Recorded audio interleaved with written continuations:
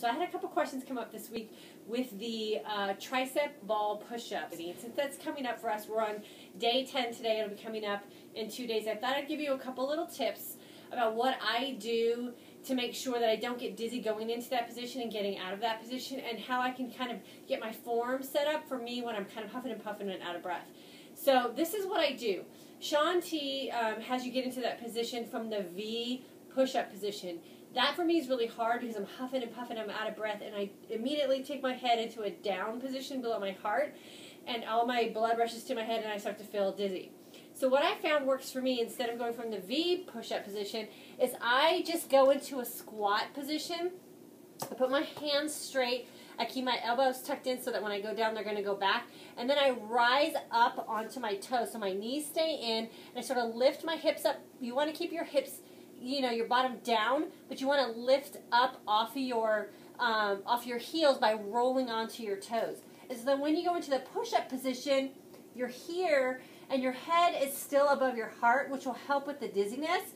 And then you can really isolate that move by lowering your body. Another big tip I can give you about this position is to keep breathing.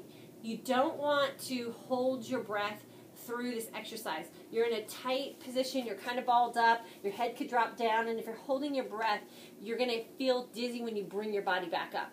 So what you want to do in any exercise is you want to always exhale during the exertion and then inhale during sort of the release portion of your exercise or your move.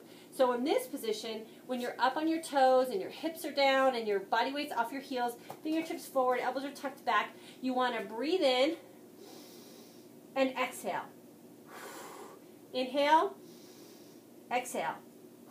And you want to keep it nice and controlled. You want to get a nice clean breath in, and then really push that exhale out on the exertion. What you'll find is that you'll get a nice fluid breath going in and out, and your range of motion will actually start to increase because you're really concentrating on pushing as you're lifting up that body.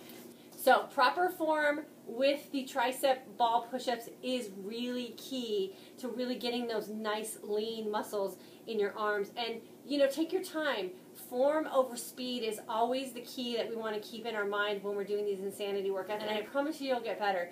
The more you concentrate on your form, the stronger your body will get, and before you know it, you'll just be busting out some tricep ball push-ups. If you have any other questions about insanity, definitely let me know. I'll see what I can do to explain form to you or execution of the moves so that your insanity experience is a great one.